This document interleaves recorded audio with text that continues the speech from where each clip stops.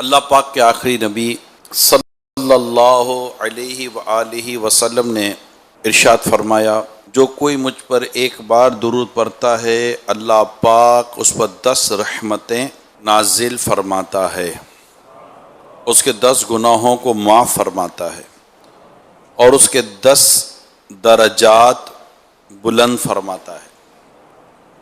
صلو علی الحبیب صلی اللہ تعالی علی محمد۔ حضرت سیدنا بلال حبشی رضی اللہ تعالی عنہ کا نام ہمارا بچہ بچہ جانتا ہے۔ جب عشق رسول کی بات کی جاتی ہے تو ان کے ذکر کے بغیر عشق رسول کی کوئی کتاب پوری ہو بھی نہیں سکتی، جب تک کہ ان کا نام نہ ہو، ان کا ذکر نہ ہو، ان کے واقعات بیان نہ کیے جائیں۔ لیکن جب ہم ان کی سیرت کو پڑھتے ہیں تو ان کی سیرت کا ایک انتہائی غور طلب اور آزمائش والا پہلو وہ ہے کہ جب ان پر ظلم و ستم کی آندھیاں چلائی جاتی تھی، جب یہ مسلمان ہوئے تھے اور مسلمان ہونے کے بعد جب ان پر طرح طرح کے ظلم و ستم کیے جاتے، گرمی میں تپتی ریت پر انہیں لٹایا جاتا، سینے پر بھاری بھرکم پتھر رکھا جاتا، تب بھی ان کی مقدس و پاکیزہ زبان سے وہ مقدس و پاکیزہ کلمہ نکلتا، احد احد احد، اللہ ایک ہے، اللہ ایک ہے، اللہ ایک ہے۔ انہوں نے بڑی قربانیاں دی ہیں۔ باقاعدہ ایک موضوع ہے جو غلاماں نے انداز سے چلے، جو غلامی کی زندگی میں تھے، جو یہ غلام تھے، ان کو اللہ پاک نے جو عروج و ترقیاں عطا کی، اس پر باقاعدہ ٹاپکس ہیں، اس پر باقاعدہ لکھا گیا ہے، اس پر باقاعدہ I think if I am not wrong اس پر ڈاکٹریٹ کی گئی ہے کہ یہ اسلام کی جب پیغام عام ہوا تو کون کون سے ایسے تھے جو غلامی کی زندگی میں تھے، انہیں غلامی سے آزادی بھی ملی، اور آزادی ملنے کے بعد انہوں نے وہ مقام و مرتبہ مزید پایا کہ آج دنیا کے آقا ان کی غلامی قبول کرنے پر اپنی سعادت مندی سمجھتے ہیں۔ تو حضرت بلال حبشی رضی اللہ تعالیٰ عنہ کی سیرت کو بھی اگر ہم دیکھتے ہیں تو انہوں نے بڑی تکلیفیں اٹھائیں، آخر کار ان تمام تکالیف پر استقامت، صبر اور برداشت، یہ آپ کو سب چیزیں ملیں گی، اور اپنے ایمان پر ڈٹے رہنا، جمے رہنا، اللہ کی رضا پر راضی رہنا، اور ان تکالیف پر صبر کر کے آگے سے آگے بڑھتے رہنا، حضرت بلال رضی اللہ تعالیٰ عنہ کی سیرت سے سیکھنے کو ملتا ہے۔ یعنی ان کے عشق رسول کے واقعات سے پہلے کہ اگر ہم واقعات لیتے ہیں، وہ تو واقعات ہیں ہی ہیں، ایمان لانا ہی عشق رسول کی بہت بڑی بات تھی، لیکن جو ان کی تکالیف کی جو واقعات ہیں، ان کی جو مشکلات و پریشانی کی جو واقعات ہیں، اللہ کرے کہ ہم اس کو بھی پڑھنے اور سمجھنے میں کامیاب ہو جائیں۔ البتہ ایذا دینا، ان کے ساتھ جو تکالیف تھیں، انہوں نے آج تک ان کے نام کو ہمارے درمیان زندہ رکھا ہے۔ مکہ مکرمہ جب فتح ہوا تو اللہ پاک نے ان کو یہ بھی اعزاز عطا کیا کہ بیت اللہ شریف کی چھت پر کھڑے ہو کر انہوں نے کلمہ توحید بلند کرنے کی بھی سعادت حاصل کی، اور یہ مؤذن رسول کے طور پر اب جانے پہچانے اور مشہور ہیں، کہ اذان دیتے تھے۔ ان تمام تر ان کی خوبیوں کے پیچھے اور بھی ان کی خوبیاں ہیں۔ میرا موضوع حضرت بلال رضی اللہ تعالیٰ عنہ ہی نہیں ہے، میرا موضوع انشاءاللہ آپ سمجھ لیں گے میں کیا کہنا چاہ رہا ہوں، لیکن تکالیف، حضرت خباب رضی اللہ تعالیٰ عنہ کی تکالیف، آل یاسر کی تکالیف، دیگر صحابہ کرام علیہم رضوان کی تکالیف، یہ تکالیفوں کا سفر، یہ قربانیوں کا سفر، یہ مشکلوں کا سفر، یہ دقتوں کا سفر، اس سے اسلام اور دین اور حق کی تاریخ بھری ہوئی ہے۔ انبیاء کرام علیہ السلام کے واقعات، ان کے ساتھ جو ایمان لانے والے تھے ان کے واقعات، حضرت ابراہیم علیہ السلام کے واقعات، حضرت اسماعیل علیہ السلام کے واقعات، حضرت نوح علیہ السلام کے واقعات، حضرت موسیٰ علیہ السلام کے واقعات، حضرت عیسیٰ علیہ السلام کے واقعات، کہ ان کو تو زندہ آسمانوں پر اٹھا لیا گیا، حضرت زکریا علیہ السلام کے واقعات، حضرت یحییٰ علیہ السلام کے واقعات، حضرت یوسف علیہ السلام کے واقعات آپ نے پڑھے ہوں گے کہ کتنا طویل دقتوں کا سفر، تکلیفوں کا سفر تھا، کنویں کا سفر، مصر کا سفر، پھر آگے پھر آگے پھر آگے، حتیٰ کہ آپ جیل میں قید کر لیے گئے۔ اور آپ نے شاید پڑھا ہوگا، میں نے پڑھا کہ جیل کی زندگی میں بھی آپ نے وہاں بھی اللہ وحدہ لا شریک کا پیغام پہنچایا، نیکی کی دعوت دی، شرک سے بچانے پر آپ نے کوششیں کی۔ باقاعدہ یہ آپ قرآن اور کی تفاسیر پڑھیں گے تو وہاں آپ کو یہ مضامین ملیں گے۔ تو یہ انبیاء کرام علیہ السلام کی جب ہم زندگی کو پڑھتے ہیں، ان کی حیات مقدسہ کو پڑھتے ہیں، تو ان کی حیات مقدسہ میں ایک سے ایک تکالیف کے اور دقتوں کے اور آزمائشوں کے واقعات ہمیں بالکل مل رہے ہوتے ہیں۔ اور ان کے ساتھ جو ان کے ایمان لانے والے تھے، ان کے ساتھ جو تکالیف ہوئی، ان میں کئی ایسے تھے جن کو کس کس طرح کی آزمائش اور تکلیفوں سے گزارا گیا۔ اور اس کے بعد بھی ہم واقعات پڑھتے ہیں تو کسی کو جلتے تیلوں میں ڈال دیا گیا، کسی کو آگ کے کوئلوں پر لٹا دیا گیا، کسی کو کیا سزائیں دی گئیں، حتیٰ کہ کربلا کا واقعہ ہمارے سامنے آیا۔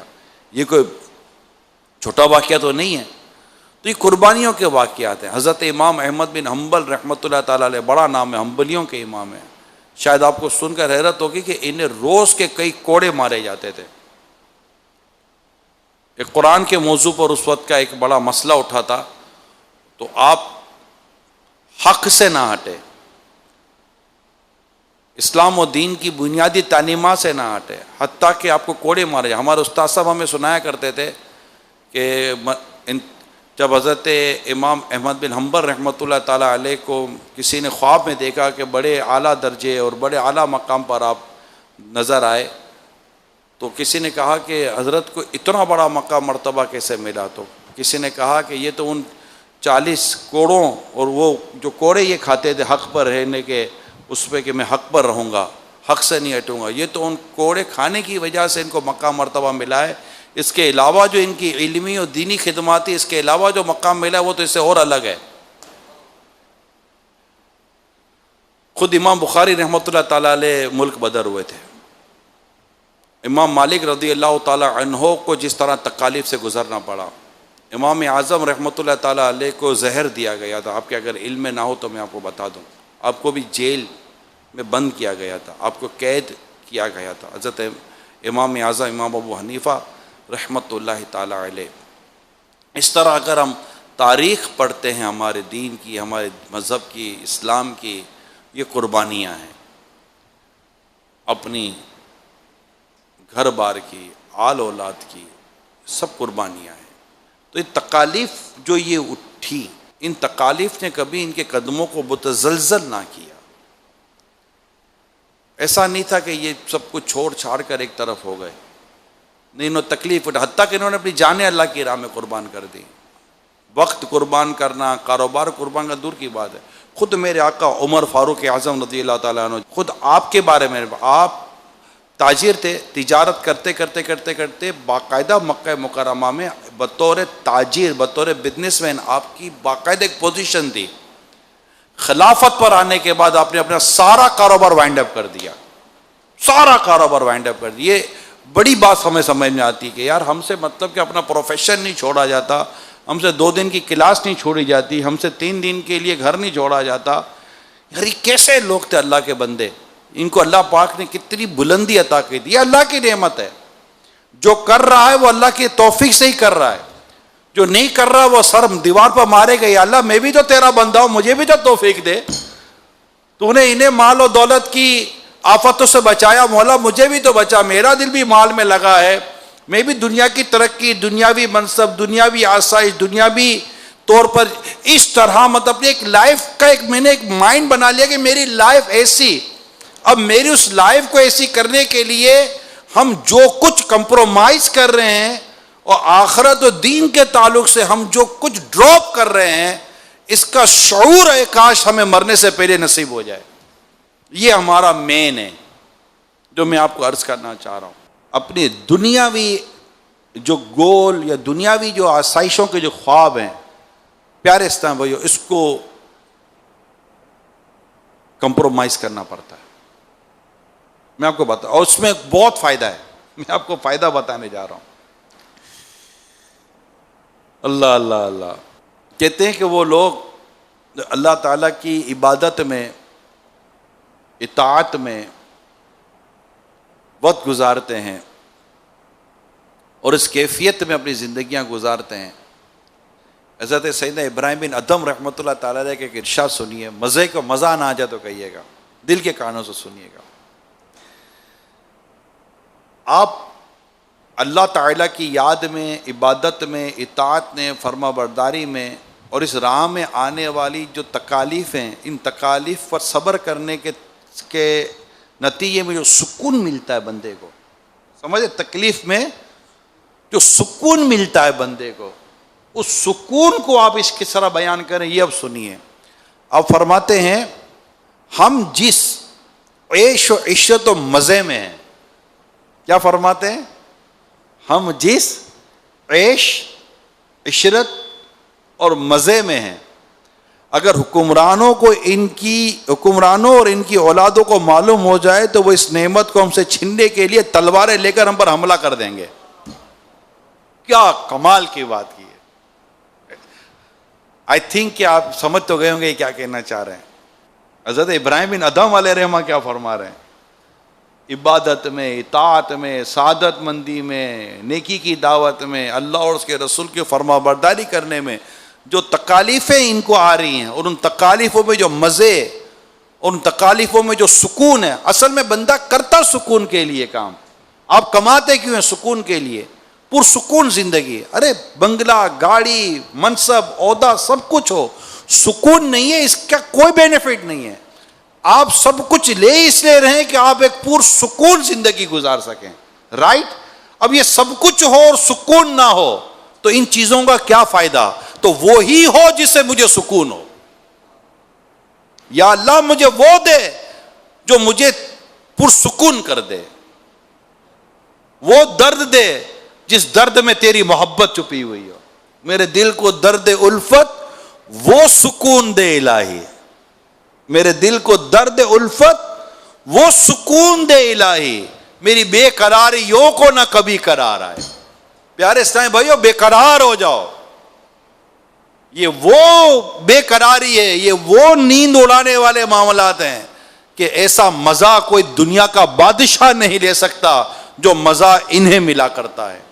ہمارے علماء، ہمارے محدثین کرام فرماتے ہیں کہ کسی مسئلہ، کوئی مسئلہ ہوتا ہے شریعت کا جو مل نہیں رہا ہوتا، حل نہیں مل رہا ہوتا، اور ہم قرآن اور حدیث کو پڑھ رہے ہوتے ہیں، اور اس قرآن اور حدیث کو پڑھتے ہوئے جب ہمارے پاس اس مسئلے کا حل آ جاتا ہے، وہ حل آتے ہی ہمیں وہ زندگی کا لطف ملتا ہے کہ بادشاہ اپنے تخت پر اس لطف کو چکھ ہی نہیں سکتا جو لطف ہمیں مل رہا ہے. وہ لطف ملتا ہے. یہ لطف یہاں چھپے ہوئے ہیں، یہ لطف مسجد پہ چھپے ہوئے ہیں، یہ لطف قرآن کی تلاوت پہ چھپا ہوا ہے، یہ لطف رسول پاک صلی اللہ علیہ وسلم کی محبت اور عشق میں چھپا ہوا ہے. یہ لطف ہے. جب ایک صحابی سے کہا جا رہا ہے کہ جب انہیں سزا دی جا رہی، یعنی انہیں اب مطلب کہ شہید کیا جا رہا ہے اور ان کو شہادت کا ان کا وقت ہے، اور جب انہیں کہا جا رہا ہے کہ کیا تم اس بات کو پسند کرتے ہو کہ ہم تمہیں چھوڑ دیں اور تمہاری جگہ پر تم جاؤ اور اپنے بیوی بچوں میں سکون کی زندگی گزارو، آرام کی زندگی گزارو، یہاں پر تمہارے آقا کو لے آیا جائے، تو کیا تم اسے پسند کرو گے؟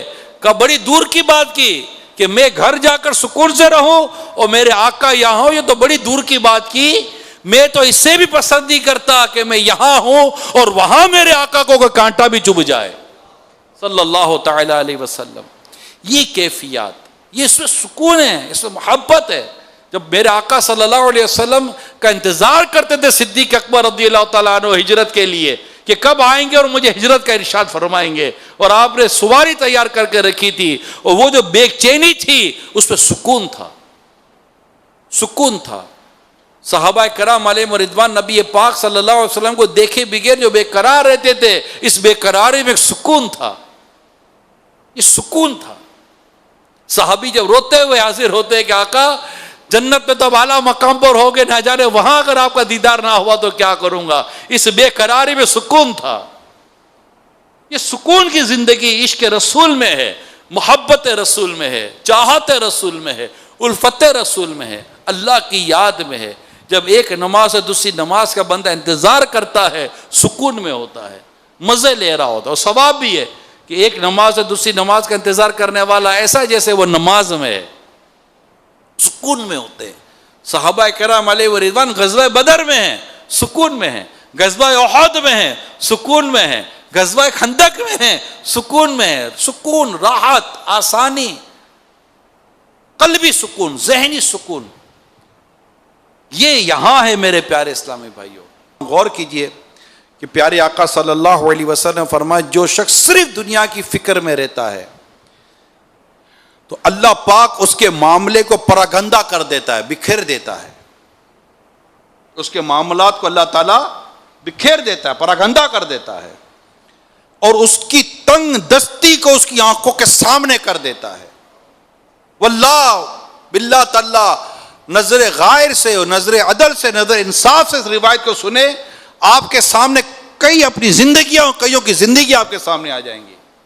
کوئی ڈھکی چھپی بات، یعنی اس کو غور کرنے کے لیے کوئی بہت زیادہ مطلب کہ کوئی علم بہت اعلیٰ درجے کی سمجھ نہیں چاہیے. بڑی واضح سی حدیث ہے، بڑی واضح سی حدیث ہے کہ اللہ کے پیارے حبیب فرماتے جو شخص صرف دنیا کی فکر میں رہتا ہے تو اللہ پاک اس کے معاملے کو پراگندہ کر دیتا ہے اور اس کی تنگ دستی کو اس کی آنکھوں کے سامنے کر دیتا ہے. بعضوں کا نظر تو بڑا دینی نظر آتا ہے مگر فکر ساری دنیا کی لے کر بیٹھا ہے. بڑا دینی نظر آتا ہے، فکر ساری دنیا کی لے کر بیٹھا ہوا ہے. یہاں دنیا رکی، یہاں یہ چکا. یہاں دنیا آ رہی ہے، پرسکون ہے، دل دنیا میں پھنسا ہوا ہے. تو جو شخص صرف دنیا کی فکر میں رہتا ہے تو اللہ پاک اس کے معاملے کو پراگندہ کر دیتا ہے، بکھیر دیتا ہے، پریشان کر دیتا ہے، اور اس کی تنگ دستی کو اس کی آنکھوں کے سامنے کر دیتا ہے، اور اس سے دنیا سے صرف اتنا ہی حصہ ملتا ہے جتنا اس کے لیے پہلے سے لکھ دیا گیا ہے.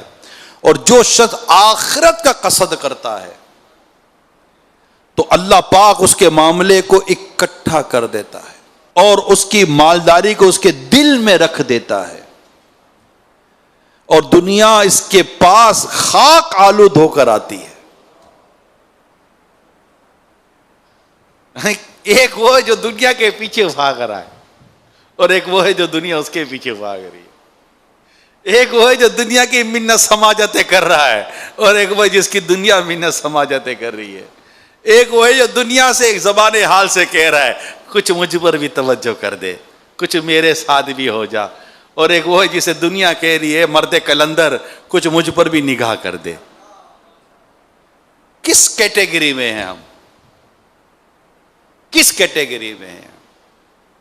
اگر دیکھا جائے تو شاید ہم اسی کیٹیگری میں جس کے لیے کہنے کی ہمت نہیں ہے. یعنی ہم اس کام کے پیچھے پڑے ہیں جس کے اقرار کی خود مجھ میں ہمت نہیں ہے.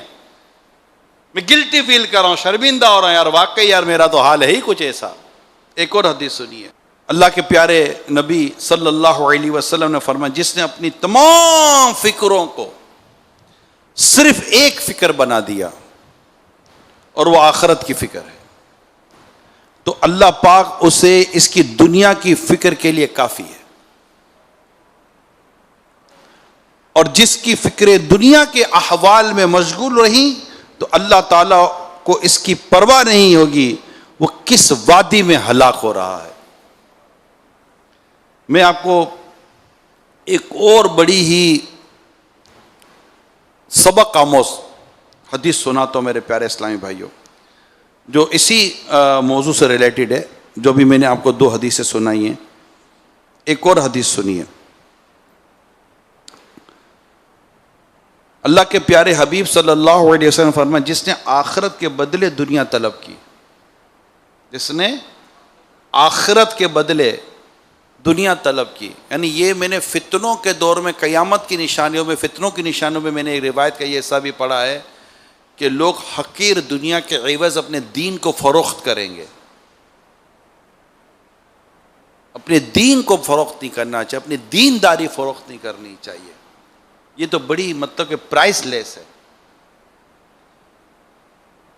حدیث میں آتا ہے جس نے آخرت کے بدلے دنیا طلب کی تو اس کا چہرہ بگاڑ دیا جائے گا, اس کا ذکر مٹا دیا جائے گا اور جہنم میں اس کا نام لکھ دیا جائے گا. اللہ کی پناہ. یہ تینوں حدیثیں جو میں نے آپ کے سامنے بیان کی ہیں یہ تفسیر صلاۃ الجنان میں آپ کو مل جائے گی. سورہ شورا کے آیت نمبر 20 کے تحت یہ آپ کو تینوں روایتیں وہاں مل جائیں گی. مضمون آپ سمجھ سکتے ہیں کہ اس آیت کریمہ کے تحت یہ روایتیں لی گئی ہیں تو مضمون کیا ہوگا. البتہ میرے پیارے اسلامی بھائیوں, حضرت آسیہ رضی اللہ تعالی عنہا کی مثال آپ کے سامنے ہے. شہزادیاں جو تھی نبی پاک صلی اللہ علیہ وسلم ان کی حیات مبارکہ کی مثالیں, سیدہ خاتون جنت بی بی فاطمہ رضی اللہ تعالی عنہا کی زندگی کی مثالیں ہماری آنکھوں کے, ہم پڑھتے ہیں, یہ ہم پڑھتے سیریس نہیں ہے, یہ ہمارا قصور ہے. ہم اس سے لیتے نہیں, ہمارا قصور ہے. ہم نے صحابہ کی زندگیاں پڑھی ہیں, ہم نے صحابیات کی زندگیاں پڑھی ہیں, ہم نے صالحین کی زندگیاں پڑھی, ہم نے صالحات کی زندگیاں پڑھی ہیں.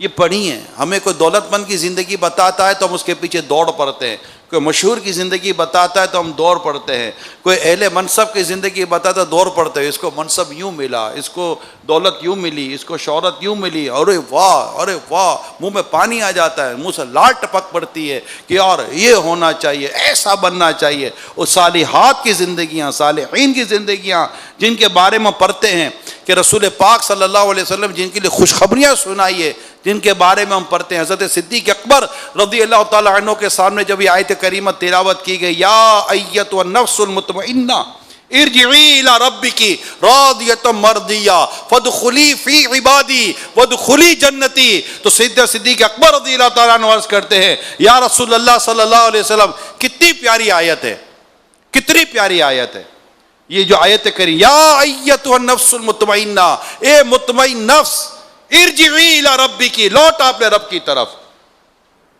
راضیۃ مرضیہ, وہ تجھ سے راضی تو اس سے راضی, وادخلی فی عبادی, داخل ہو جا میرے بندوں میں, وادخلی جنتی, اور داخل ہو جا میری جنت میں. یہ آیت کریمہ جو میں نے بیان کی اس کا خلاصہ میں نے آپ کو ترجمے کے طور پر بیان کیا ہے. جب یہ آیت کریمہ تلاوت ہوئی تو صدیق اکبر رضی اللہ تعالیٰ نے عرض کرتے یا رسول اللہ کتنی پیاری آیت ہے. تو میرے آقا فرماتا ابو بکر جب آپ کی روح نکالی جائے گی, جب آپ دنیا سے رخصت ہو رہے ہوں گے, فرشتے یہی آیت پڑھ رہے ہوں گے, یہ مطمئن نفس لوٹا اپنے رب کی طرف. آپ کو پتہ ہے انسان مرنے سے پہلے اپنا ٹھکانہ لازمی دیکھتا ہے. آپ کو پتہ ہے لازمی ہے, روح قبض ہونے سے پہلے بندہ ٹھکانہ دیکھتا ہے, اس کے بعد توبہ قبول نہیں ہوتی. وہ یا تو جنتی ہے تو دیکھ لیتا ہے جنت میں میرا ٹھکانہ کیا ہے, اب اس کی تمنا ہوتی ہے کہ جلدی روح نکلے اور میں اس اپنے مقام کو پاؤں, اور یا وہ دیکھ لیتا ہے کہ اس کا جہنم میں ٹھکانہ کیا ہے, اب کب چاہے گا کہ میری روح نکلے. اب جو اس کی روح نکلنے کی تکلیف ہوتی ہوگی وہ مرنے والا کتنا محسوس کرتا ہوگا. اور اللہ جس کے لیے چاہے نزا کی تکلیف, روح کا نکلنے کی تکلیف آسان فرما دے. حضرت امام محمد رحمت اللہ تعالی علیہ جو امام اعظم کے شاگرد علیہ رحمہ, ان سے ان کے انتقال کے بعد کسی نے پوچھا کہ اللہ پاک نے آپ کے ساتھ کیا معاملہ کیا, کیا ہوا؟ بس روح نکل گئی. یعنی انہیں پتہ ہی نہ چلا کہ ان کی روح نکل گئی. اللہ تعالیٰ نے ان پر نزا کی سختی آسان فرما دی. حضرت امام محمد علیہ رحمہ پر کمال کی زندگیاں تھیں ان کی, ہے نا یہ زندگی. امام اعظم کی زندگی ہے نا, امام محمد علیہ رحمہ کی زندگی ہے. امام ابو یوسف علیہ رحمہ کہ جن کے پاس گھر میں اتنا نہ تھا کہ یہ اپنی پڑھائی کر پاتے, جب امام ابو یوسف علیہ رحمہ امام اعظم علیہ رحمہ کے پاس پڑھنے گئے تو دوبارہ یہ اپنے گھر پہ ہو گئے. امام اعظم رحمت اللہ تعالیٰ جب انہیں لینے گئے تو پتہ چلا کہ بچہ کماتا ہے تو گھر چلتا ہے. تو امام اعظم علیہ رحمہ نے فرمایا کہ بتاؤ تمہارے گھر کا خرچہ کتنا؟ کہا اتنا. کہا یہ خرچہ مجھ سے لے لینا, ابو یوسف کو مجھے دے دو رحمہ اللہ تعالی, اور اسے وقت کا مجدد بنا, وقت کا مجتہد بنا دیا. امام ابو یوسف علیہ رحمہ کہاں سے لیا کہاں پہنچا دیا. حضرت عبداللہ ابن مبارک علیہ رحمہ, حضرت داؤد طائی علیہ رحمہ, حضرت فضیل بن غیاض علیہ رحمہ, کیا یہ ساری زندگیاں نہیں ہیں ہمارے سامنے؟ صحابہ کرام کی زندگیاں ہمارے ساتھ. حضرت سلمان فارسی رضی اللہ تعالیٰ عنہ کہاں سے چلے اور کہاں پہنچے, اور کہاں پہنچے, کہاں پہنچے. ہمارے سامنے صحابہ کرام کی حیات مبارکہ پڑھے تو صحیح، صحابیات کی حیات مبارکہ پڑھے تو صحیح، اور ان کے مقام و مرتبے کو تو پڑھے. ان کو اللہ پاک نے جو مقام اور درجے اور بلندیاں عطا فرمائی، ان کے جو خوشخبریاں عطا فرمائی، اور پھر ان کے پیچھے چلنے والوں کے لیے جو خوشخبریاں عطا کی گئی ہیں کہ جو ان کی اطاعت کریں گے، جو ان کی فرما برداری کریں گے، جو ان کے پیچھے چلیں گے، جو انہیں فالو کریں گے، اللہ پاک انہیں کس طرح بڑا درجہ و مقام عطا فرماتا ہے، اس کی بھی تو باتیں ساری کتابوں میں ہماری لکھی ہوئی ہیں. بڑے اپنے رب کی محبت کی طرف، بڑو جنت کی طرف، بڑو رب کی رحمت کی طرف، جو قرآن کی تلاوت سے ملتی ہے، جو اللہ تعالیٰ کی عبادت سے ملتی ہے، جو اس کا قرب ملتا ہے وہ عبادت کے ذریعے ملتا ہے، فرائض کے ذریعے ملتا ہے، نیکی کے ذریعے ملتا ہے.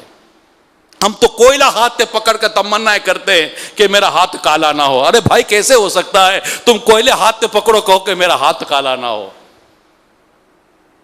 کوئلے کی کانوں میں کام کرو بولو میرا وجود خراب نہ ہو. کیسے ہو سکتا ہے؟ اپنی صحبتوں کا جائزہ لیں، اپنی سوچوں کا جائزہ لیں. پیارے اسلام بھائیو، آپ کا یہ پہلا اجتماع نہیں ہے، نہ یہ آپ کا آخری اجتماع ہے. اللہ تعالیٰ بار بار ہمیں نیکی کی دعوت عام کرنے اور نیکی کی دعوت قبول کرنے کی توفیق عطا فرمائے. نہ یہ ہمارا آخری ہے نہ ہمارا پہلا ہے، مگر جائزہ ضرور لینا ہے کہ ہم کھڑے کہاں تھے، کل کہاں کھڑے تھے، آج کہاں کھڑے، ہماری ترقی کتنی ہوئی ہے. ہم نے اپنے کاروبار کی ترقی، اپنی پڑھائی کی ترقی، اپنے پروفیشن کی ترقی، اپنی سکلز کی ترقی، اپنی سکلز کی ترقی، اس کے بڑھنے گھٹنے کا تو ہم نے بڑا حساب کتاب رکھا ہوا ہے. کبھی نیکیوں کی ترقی کا کوئی حساب بنایا؟ کبھی کوئی ایسی کتاب بھی ہم نے تیار کی جس سے پتہ تو چلے کہ میری ڈیبٹ نیکیوں کے تعلق سے میرا ڈیبٹ اکاؤنٹ کدھر ہے اور میرا کریڈٹ اکاؤنٹ کدھر ہے، داخل کتنی ہو رہی ہیں، مائنس کتنی ہو رہی ہیں. ایک غیبت کرتا ہوں نہ جانے کتنی نیکیاں نکل جاتی ہوں گی، دکھاوا کرتا ہوں نہ جانے کتنی نیکیاں ضائع ہو جاتی ہوں گی. نیکیوں کے نام پر بھی جو کام کیا وہ بھی نہیں سنبھال پاتے. یہ سارے جائزے لینے میرے پیارے سے، اس کے لیے نیک اعمال کا رسالہ دعوت اسلامی نے ہمیں دیا ہے. اس کو لے، اس کو پڑھے. سیلف اکاؤنٹیبلٹی سسٹم ہے جو سیلف اکاؤنٹیبلٹی سسٹم ہے جو ہمیں دیا گیا ہے. لے اور اس کو with in 3 or 4 minutes daily basis کے اوپر اس کو لے، انشاءاللہ تعالی مدینہ مدینہ ہو جائے گا. حضرت سیدنا عمر بن عبد العزیز رحمۃ اللہ تعالی علیہ، واہ، ان کے 7 یا 8 بیٹے تھے. آخری جب ان کی دنیا سے رخصت کا وقت تھا تو اپنے بچوں کو بلایا، گلے لگایا اور رونے لگے اور فرمانے لگے میرے بچوں، میں تمہارے لیے دنیا کا کوئی مال چھوڑ کر نہیں جا رہا. اگر تم نیک ہو، صالح ہو، اللہ رب العزت اپنے نیک بندوں کا والی و محافظ ہوتا ہے، تمہیں مال کی کیا ضرورت. لیکن اگر تم اللہ نہ کرے، اس کے نافرمان و باغی ہو، تو اس مال سے تم اللہ تعالیٰ کی نافرمانیاں کرو گے، تو مال کی تمہیں پھر بھی ضرورت نہیں ہے. میرے قریب آؤ، اپنے بچوں کو چوما، ان کے لیے فراخی رزق اور برکت کی دعا مانگی. اولاد اپنے والد کی اس حالت کو دیکھ کر آنسو بہا رہی ہے، رو رہی ہے. جب آپ کا انتقال ہوا تو کتابوں میں لکھا کہ ہر بیٹے کے حصے میں کم و بیش جو ترکہ تھا 12 درہم ملے. وقت کے حاکم، وقت کے خلیفہ جب حضرت عمر بن عبد العزیز دنیا سے جاتے تو بیٹوں کے حصے میں ترکہ کتنا آیا؟ 12 درہم. مگر حال یہ تھا کہ پاکیزہ تھے، ستھرے تھے، عمدہ تھے، خیر و برکت والے تھے. اور کچھ عرصے کے بعد لکھا ہے کہ اللہ نے ان کے اس 12 درہم میں اتنی برکت دی کہ ان کی اولاد ان 12 درہموں سے خوشحال ہو گئی، مساجد بنوانے لگی، اسلام و دین پر خرچ کرنے لگے. یعنی یہ جو چھوڑ کر گئے اپنا مال، یتیم، بیوہ، مساکین، رشتہ داروں کی ضرورتیں پوری کرنے لگے. اور بھی اس تعلق سے کافی چیزیں لکھی ہوئی ہیں. تو یہ اپنی اولاد کے لیے کیا کیا، ہم اپنی اولاد کے لیے سوچ رہے ہیں، انہوں نے اپنی اولاد کے لیے کیا سوچا تھا. یہ بھی ایک ماڈل تو ہے نا ہمارے سامنے. تو یہ ہمارے وہ رول ماڈلز ہیں جنہیں پڑھنے کی ضرورت ہے. اللہ پاک ہمیں اپنے نیک بندوں کی سیرت اور عمل کرنے کی توفیق عطا فرمائے.